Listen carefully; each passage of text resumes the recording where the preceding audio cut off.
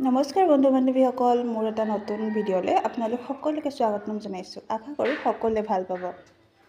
এতিয়া এই ৰাতিপুৱাৰ সময় আৰু দেখিছেই নহয় খুব ধুনীয়াকৈ কুঁৱলী পৰি আছে, লগতে ৰ'দ ওলাইছে।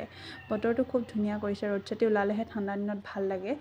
আৰু মই নিজৰ কামখিনি কৰি ল'লোঁ, মানে যিখিনি ধৰি লওক গা পা ধোৱা, গোঁসাই ঘৰত ধূপ চাকি জ্বলোৱা, এইখিনি কাম কৰি ল'লোঁ। কৰি লৈ পেলাই এতিয়া লগালগ আহিলোঁ পাকঘৰলৈ।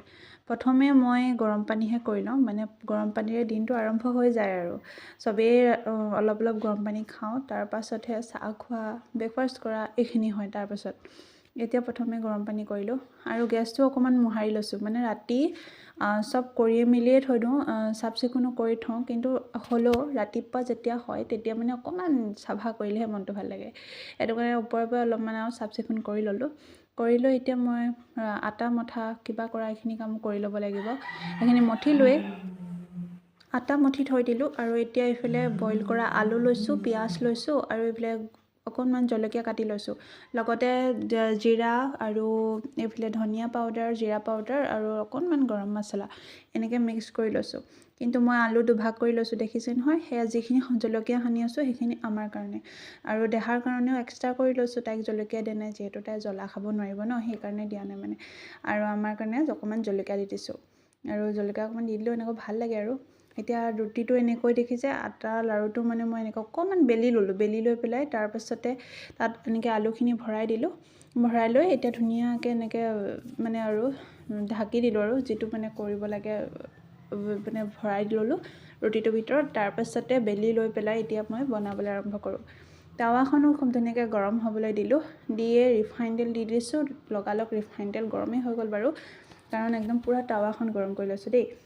বোলে আপোনালোকে এইটো নাভাবিব যে টাৱাখন পাতিছে লগালগ তেল দিলে আৰু তেল দিয়াৰ লগে লগে কেঁচা তেলতে মানে দি দিছে, কিন্তু মই টাৱা একদম গৰম কৰি ৰাখিলোঁ যিহেতু, সেইকাৰণে সোনকালে তেলটো গৰম হৈ যায় আৰু ৰিফাইন তেল গৰম হওঁতে বেছি টাইম নালাগে। এতিয়া পৰাঠাটো বনাই লৈছোঁ আৰু ধুনীয়াকৈ ইলুটি সিলুটি কৰি লৈছোঁ। কিন্তু আলু পৰাঠা খাই কিন্তু ভাল লাগে দেই, কোনে কোনে খাই ভাল পায় ক'বচোন বাৰু। কিন্তু এইটো খাবলৈও অকণমান টাইম লাগে, যিহেতু কেতিয়াবা যদি টাইমৰ অভাৱ হয় নহয় তেতিয়া মই এইটো নবনাওঁ দেই, কেতিয়াবা মাজে মাজেহে বনাওঁ। কাৰণ যেতিয়া অকণমান ধৰি লওক আৰু টাইম থাকে হাতত তেতিয়াহে বনোৱা হয়, আৰু যেতিয়া মানে টাইম নহয় আৰু তেতিয়া মই এইবোৰ বনাই নাথাকোঁ। একদম চিম্পলকৈ ৰুটি বনাওঁ আৰু ভাজি বনাওঁ, বছ তেনেকৈয়ে আমাৰ দিনটো চলি যায়। আকৌ যিহেতু মানে কি হয়, মানুহজনকো তেতিয়া পঠিয়াব লগা হয় কামলৈ, দেহাক স্কুল পঠিয়াব লগা হয়, মানে সময়ৰ অভাৱ হৈ যায়। কিন্তু আজি অলপমান সময় আছিলে, দেহা স্কুল যোৱা নাছিলে, সেইকাৰণে মানে পাৰিলোঁ। আৰু এইফালে এতিয়া মানুহজনো যোৱা নাছিলে কামলৈ, সেইকাৰণে মানে আজি অলপ টাইম আছিলে যিহেতু, সেইকাৰণে আলু পৰাঠা বনালোঁ। আৰু এতিয়া লৰালৰিকৈ এইখিনি বনাই লৈছোঁ। কেতিয়াবা আকৌ সময়ৰ অভাৱৰ কাৰণে ভাল লগা বস্তুটো কেতিয়াবা খাবলৈ নহয়গৈ। আপোনালোকৰ হয়নে নহয় বাৰু ক'বচোন দেই। মোৰ কিন্তু তেনেকুৱা হয়ে, প্ৰায় হয়। কেতিয়াবা মানে টাইমৰ কাৰণেই নহয় মানে।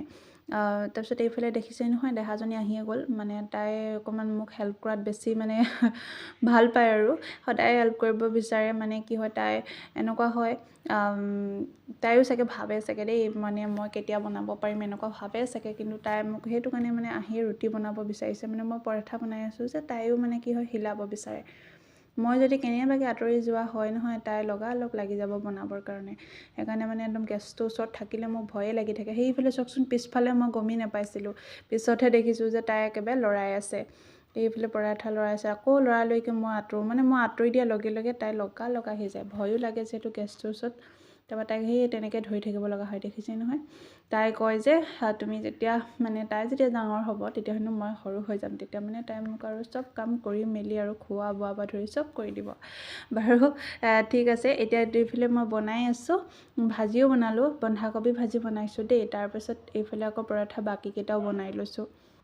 মোৰ বনোৱা সিজোৱা হৈ গ'ল। তাৰপাছত দেখিছেই নহয়, দেহা আকৌ এইফালে আহি বাহিৰত লৰালৰিকৈ গৰমে গৰমে খাব লাগে, আৰু তাই আকৌ এইফালে এয়া কি কৰি আছে দেখিছে, মেট্ৰেছখন মানে মই ৰ'দত দি থৈছোঁ। তাই আকৌ এই তাৰ ওপৰতে উঠি নাচি বাগি ফুৰিছে, জঁপিয়াই ফুৰিছে, কি ভাল পাইছে তাইহে জানে আৰু। তাৰপিছত তাইক মই মাতিবলৈ আহিলোঁ, নাই কোচত ল'ব বিচাৰিছোঁ, নাই নাহে, মুঠতে তাই তাতে থাকিব আৰু খেলি খুব ভাল পাইছে। এইফালে আকৌ বাহিৰত অকণমান বতাহও মাৰি আছে, সেইকাৰণে তাইক মই ভিতৰলৈ মাতি আছোঁ, নাই নাহে।